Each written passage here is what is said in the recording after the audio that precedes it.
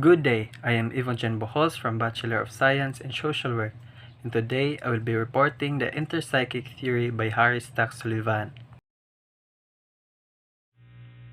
This is one of the psychodynamics theory.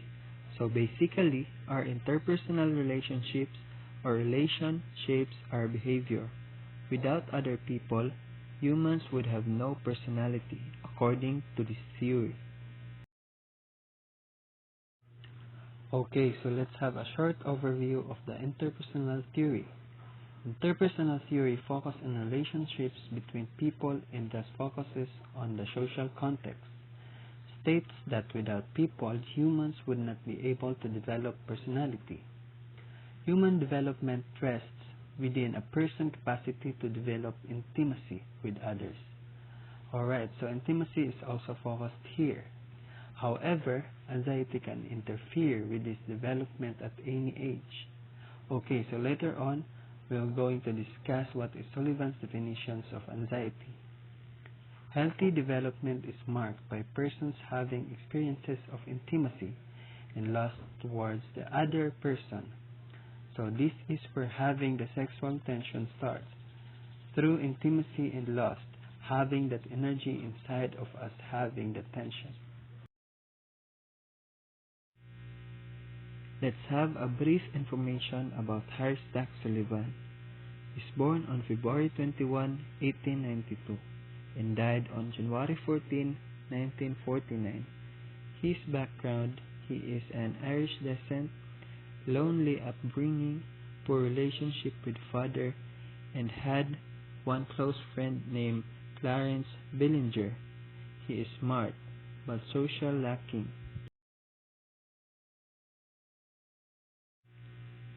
So in terms of his academic, he graduated high school as valedictorian and got suspended at Cornell University in his freshman year.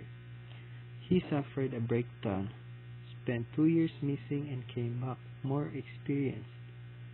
Finished his studies in 1915 and received degree on 1917 from Chicago College of Medicine and Surgery. And now his career. In 1921, he worked with Alanson White at St. Elizabeth General Hospital, a private practice in New York. He formed a group called Zodiac Club, and his work is neither psychoanalytic nor neo-Freudian. Now let's move forward to what is concept of personality according to Sullivan's theory. Interpersonal theory views personality as an energy system. Tension, potentiality for action. So we have the term tension. This is potentiality for action. Okay, for example, you are hungry. If you're hungry, what will you do? Of course, you will eat. That is tension. Energy, transformation. Action themselves. What is tension? It's a potentiality for action that may or may not be in awareness, like hunger, drowsiness, sexual excitement. Under tension, we have two types. First one is the needs. It is episodic. Once satisfied, they lose their power and result in productive behavior. This is interpersonal needs. We also have tenderness, our most basic interpersonal need. And of course, second is anxiety. It is non-productive and causes disintegrative behavior. Anxiety is disjunctive, more diffused and vague, and calls for no consistent action for it believes. What are the needs according to Sullivan? So according to Sullivan, it is brought on by the biological imbalance between a person and their physiochemical environment. Most needs come from an interpersonal situation. Now, what are the types of needs? Zonal needs arises from a body part. Let's say, for example, you have a need in your body, something like that. Zonal needs arises from a body part. General needs, overall well-being. So holistic, your whole body is in need. Tenderness is an example of a basic general interpersonal need. So just remember, when we say the concept of personality under interpersonal theory, we have tension and energy transformation. Under tension, we have needs and anxiety. So needs is episodic. It disappears after being satisfied, while anxiety is not productive. It causes disintegrative behavior. So moving on, what is anxiety? This is the second type of tension. Disjunctive is more diffuse and vague and calls forth no consistent action for its relief. It is transferred from parent to infant through empathy. It is the chief disruptive force blocking the development of healthy interpersonal relations. It prevents people from learning, makes people pursue childish wish for security, makes people unable to learn from experience. People avoid anxiety and prefer it to euphoria. So euphoria, this is complete lack of tension. So a lack of tension, and it's generally bad and blocks satisfaction of needs. I think we all experience anxiety, so it's important that we are all aware of this. Now, the energy transformations.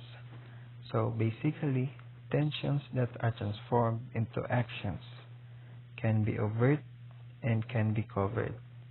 Let's remember, when we say energy transformation, this is what the need is being transformed into action.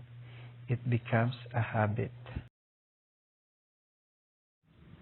Let's talk about dynamisms, might as well be called patterns of behavior. This becomes patterns of behavior, typical behavior pattern or traits or habits, and split into two major classes. First is those related to specific parts of the body, and the second class is composed of three categories. That is junctive.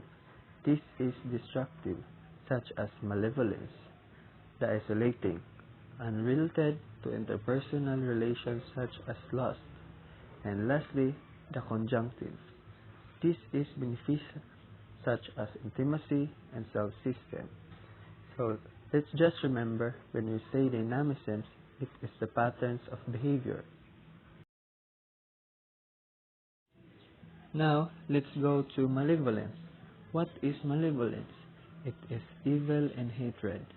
It's developed around 2 to 3 years old. Whenever parents punish or rebuff their children, it's usually adopted as a form of protection. So the examples of these patterns of behaviors are: first, timidity. Second is mischievousness. Third is cruelty. And lastly, the antisocial behavior. Harris Sullivan said, "Once upon a time, everything was lovely, but that was before I had to deal with people." What is lust? Lust assumes an isolating tendency, autoerotic behavior, and there's an intimate relationship, and increases anxiety and decreases self-worth. Now, the intimacy. What is intimacy? This is the close relationship between two people of equal status and equal partnership, integrating dynamisms that throws out loving reaction from people. Unlike the lust, it decreases loneliness and anxiety. And lastly, are rewarding experiences that most healthy people desire. The self system. This is a conjunctive dynamism. It is a consistent pattern of behavior that maintains people interpersonal security by protecting themselves from anxiety. It develops earlier than intimacy, at about age 12 to 18 months. It's like a warning system for anxiety. Its primary task is to protect people against anxiety. These measures to protect us is called security operations. Security operations so that the person does not experience anxiety and this association, a refusal to allow impulses into awareness. Lastly, the selective inattention, refusal to see things we do not want to see. What are personifications? This term is very popular under Sullivan's theory. This is the image we see ourselves or how we view ourselves. It starts during infancy and develops as we grow older. Three basic personifications that develop during infancy: the bad mother, the good mother, and the me. So, the bad mother or the bad breast, and the good mother or the good breast. So here where sometimes children take on the eidetic personification, those that do not exist, and it happens to 2 to 6 years of age, having these imaginary playmates. Let's remember, eidetic personification is when we're having imaginary friends. So this is the mother personification. The bad mother, similar to Klein's bad breast, comes from an infant's feeling of being underfed, and the good mother, similar to Klein's good breast, comes from the cooperative and nurturing behavior of a mother. So, you can see and tell what is the difference between these two mothers' personifications, right? Now, the me personification. Good me self refers to the content of awareness when one is thoroughly satisfied with oneself. Bad me self is the self-awareness that is organized around experiences to be avoided because they are anxiety producing. The not me self entails aspects of the self that are regarded as dreadful and loathed. So first is the good me self. This is when we have previous rewards. If you have that in yourself that you are a good person. The bad me is when you are associated from punishment. You get feedback from other person. Morality is already attached here. You feel bad and it produces anxiety. The not me is more like you are blocking it. You are dissociated because of severe anxiety. Now, what is eidetic personification? As I've said, this manifests as imaginary friends. It comes into conflict with interpersonal relationships when people project traits onto others.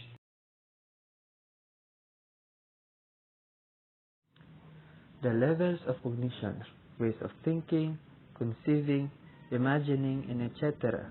We have 3 levels. This happens in the development of a child. First is the prototaxic. This is under differentiated experiences that are completely personal, so it's just on yourself. Second is parotaxic, aprilogical experiences that are communicated to others only in a distorted fashion. And lastly is the syntaxic. It is a consensually validated experiences that can be accurately communicated to others. So the first 2 levels are prototaxic and parotaxic. As you can notice, there seems to be more distortion in the first 2 levels, like there's a sense of this distorted thought. But when we go to the final level of syntaxic, it seems that it is becoming clear to the child what is he really thinking.